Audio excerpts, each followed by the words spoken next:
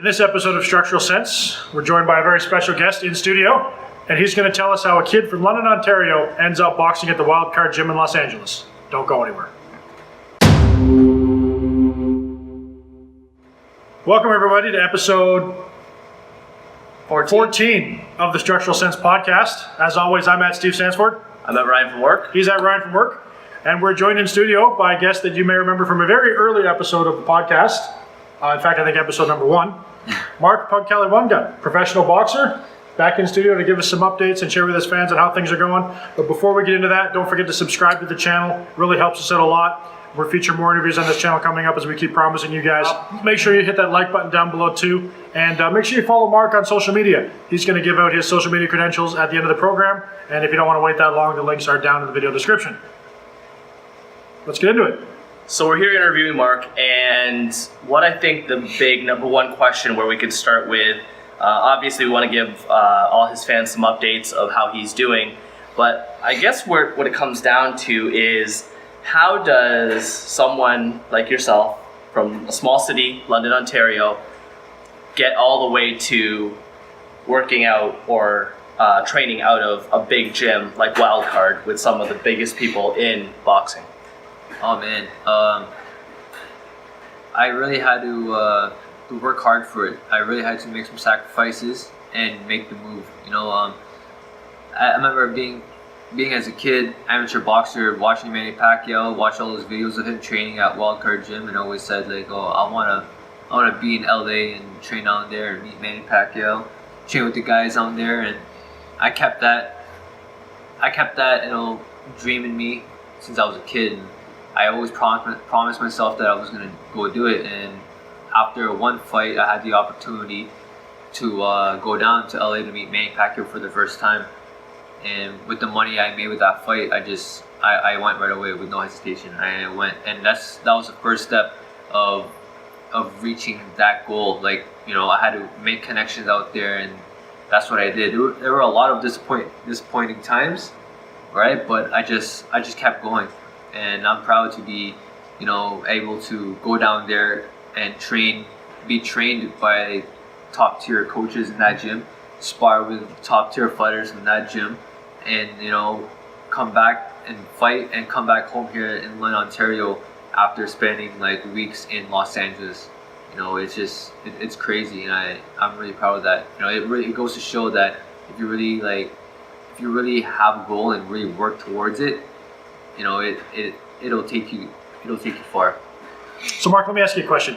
You spent some time training in Los Angeles at the Wild Card Gym, yeah, and now you've come back to London to continue your training here, because I assume you don't take too many days off. Yeah. What's the difference between training here in London and training in a place like Los Angeles? It's like night and day. You know, there's a reason why I had to make that sacrifice to go down to LA, because you have to make that sacrifice to get to the next level. I know, you know, the boxing here in London is very limited.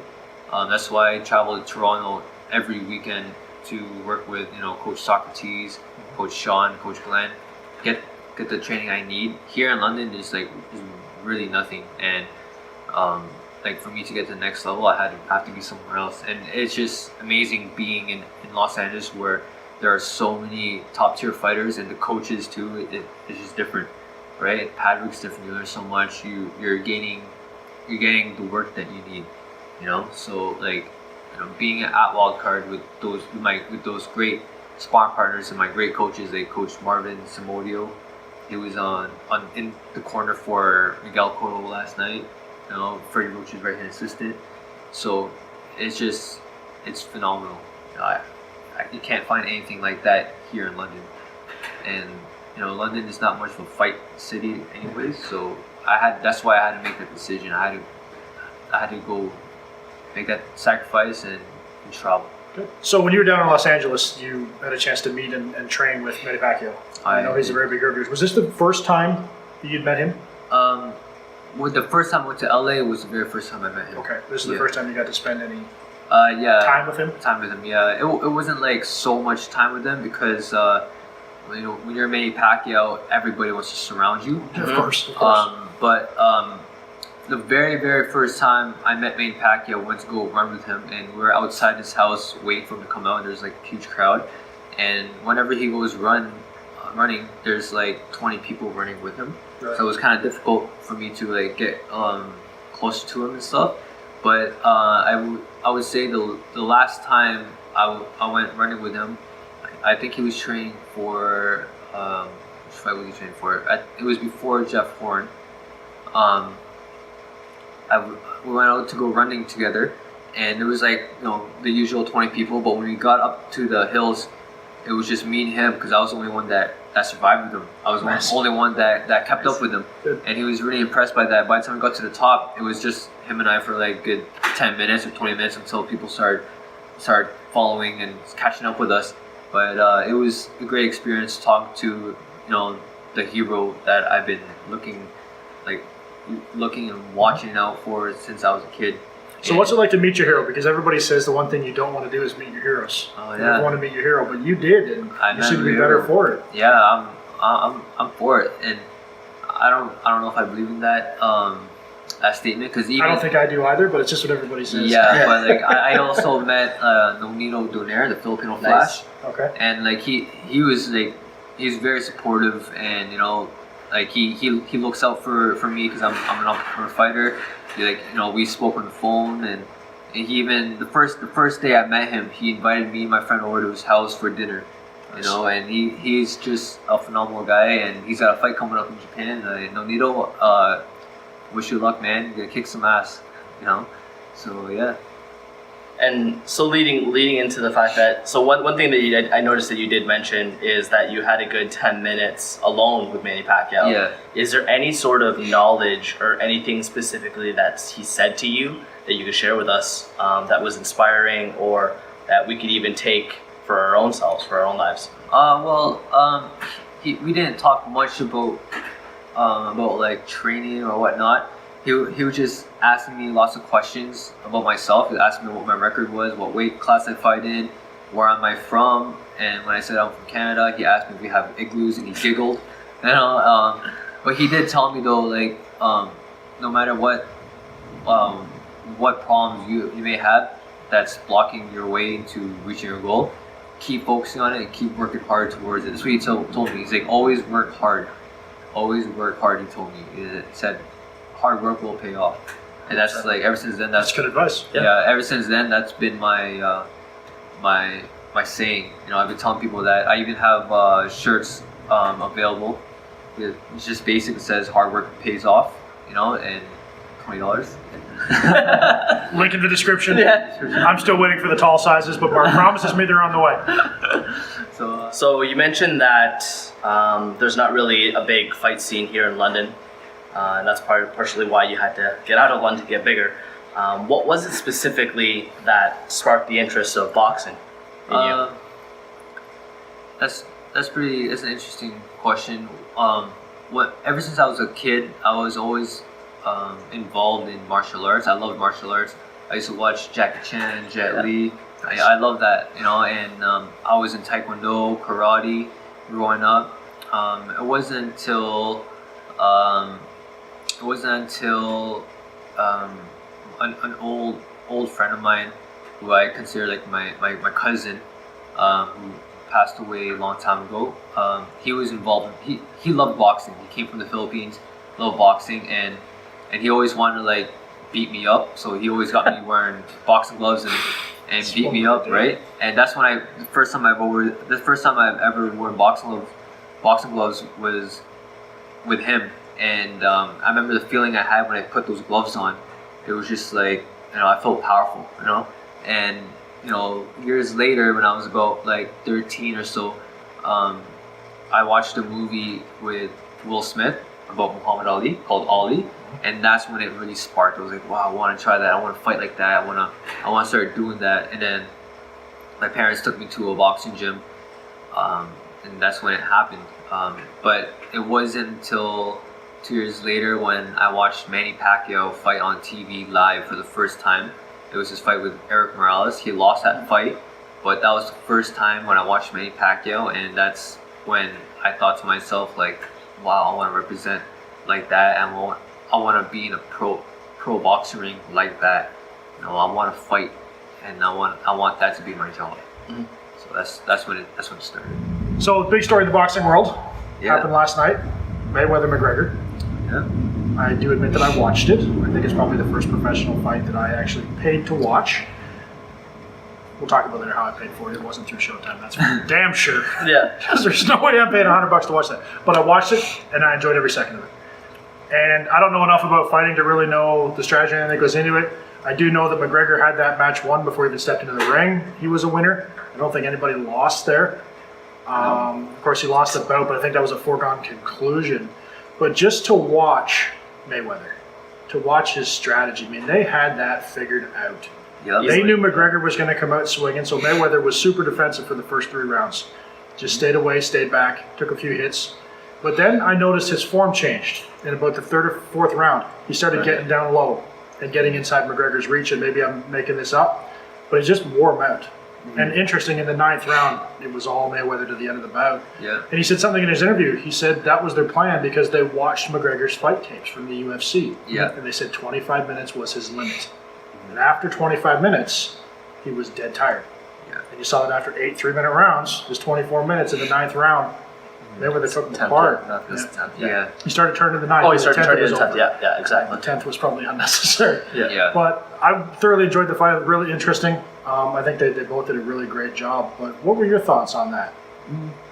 I knew Floyd was going to win the fight the whole time. Yeah.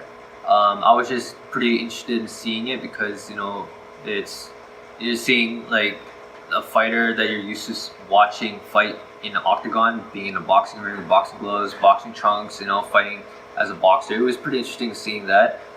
But there was no way that he was going to beat Floyd. A lot of people were saying that, oh, he's a lot bigger than Floyd. He's stronger. He's younger. Like, yeah, it's true. He is younger. Floyd's old. He's past his prime, but he's got the experience. He knows what's coming. He's been in the spotlight for so many years. I was surprised that he even stalked him. I thought he was just gonna go through the decision, but it was pretty interesting. I knew it was gonna happen. Like, Floyd's always like a slow starter.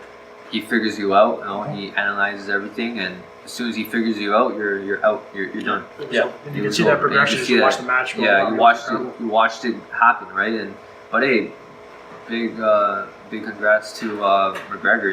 He's got a big payday. It's a heck of a payday and a lot of hard work to pay it off for him. Gained some new fans as well, and I think it was good for the fight scene because for the fight game in general. And now, UFC fans got to watch some boxing. Yeah. And boxing fans got to see UFC and both UFC and boxing gained some new fans, in my opinion. I think the cool part about that too is you could actually see the different styles between boxing and UFC fighting. Yeah. Because quite personally, just based off of watching UFC and watching boxing, McGregor had no form in the sense of boxing. His, he kept switching stances. He wasn't fully grounded all the time. I really, at a point, don't even think he knew the rules, essentially. No, so at some point, he was fist. hammer fisting, right? Yeah. And it just really goes to show they really are two different sports, Yeah. right? You throw gloves on someone that's used to clenching, and he's trying to hammer fist him and still punch him, and you can't even grab him. So, Yeah. it's a fully different sport. Yeah. It is, and it was great to see those two sports collide. Yeah. For that one night, it was quite interesting for me. I think as of right now, we've realized for the most part that boxers can't go into the UFC Yes, yet, and UFC fighters can't fully merge into boxing yet. takes time. Yeah, it's gonna take time. Yeah. It's two different Two skills. different skills. Yeah, styles are a lot different. Everything's a lot different. A lot of people were complaining too. Like, a lot of the UFC people were complaining that they said the fight was called a little bit too early, but no, it's not. That's boxing. In the UFC, the guy can go on the ground. You can punch him on the ground until the rest of it stop. But in boxing, the rules are a little bit different. McGregor was all wobbly. He wasn't protecting himself. His hands were too low. He was taking too many hits to the face. That's when the referee stops the fight. That's TKO. You know, so And that's when a boxing match is over. And yeah. that's so what he said during his post-fight interview. protect Too. He's like, Yeah, let me fall down, let me hit the mat. yeah, but that's not how it. There's really not enough goes. sides in this ring for that to happen. Yeah. So I think it was a fair call, you know, and it was an interesting fight. It was cool. But I'm more excited about the real boxing match coming up. Triple G versus Canelo Alvarez. That should be a very interesting fight. So. Yeah, I'm excited about that fight too. For all the boxing fans, or for people that aren't boxing fans, sorry, or anyone that doesn't really watch boxing, Triple G, Golovkin is his last name. He's a big upcoming boxer. He's already there for the most part. He's already there. But he's 37 wins, 33 via knockout. Yeah, something like that. Yeah, 33 or 37. Yeah. That's right. impressive. And Yeah, he's no an loss. entertaining fighter too. He's Yeah. not like Power puncher. yeah. So So one last thing on entertaining fighters, something that Mayweather said during his post-fight interview. He said one of the reasons he came out of retirement to do this fight is he felt that he let his fans down Yes. during the Pacquiao fight. Yeah. Would you agree with that? 'Cause I remember I watched part of that fight and I was bored to tears.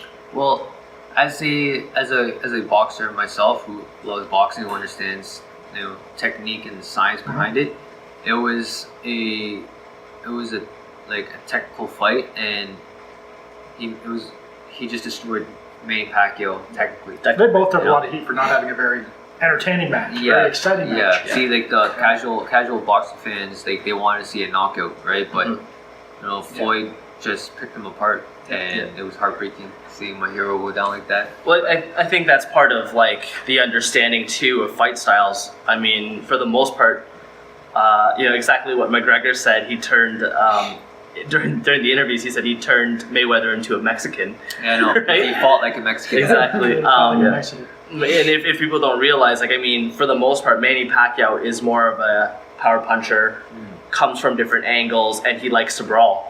Yeah. Like a Mexican. Yeah. Right? And I know that when it comes down to Mayweather, Mayweather is just a very technical counterpuncher. Right? So you put those two together, and obviously Mayweather isn't going to fall into that trap because Manny Pacquiao will win that. Yeah. Right? So it's one of those things you look at where you have two different styles. Don't expect a knockout when you have someone that is trying to protect themselves against that. Exactly. Right. Exactly. So Mark, so we start to wrap up this podcast. What's next for you? What's in the future for Mark's professional boxing career? Anything you want to share with your fans? Yeah. Keep a eye out on me. My team is currently working on something for me down the road. Hopefully, get my first fight in the States out of the way. I'll keep my fans updated. You guys can follow me on social media. My Instagram is at l.guapo.boxing, and of course my Facebook, Marc Pugcaliwangan. I'll have all my updates on my social media, let you guys know what's going on. At the moment, I'm currently in London, Ontario. I teach and train fighters at Platinum MMA, and if you guys are interested in private boxing lessons, hit me up and we can work things out from there. So I'll keep you all updated on what's going on in my career.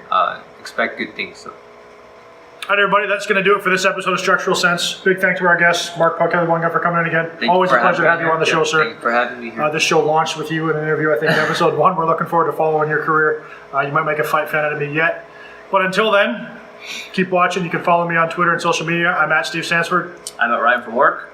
And I'm at Marc Pugcaliwangan. Right. All those links are down in the description to help you out with the spelling. Until then, anything else? That's it. We're good. Don't forget to subscribe. We appreciate the support. Be sure to follow Mark, support him, help a fighter get his start. Until then, I forget what I'm supposed to say, but it's something about Mind must be right, or the body never will be. thanks for watching. Bye for now.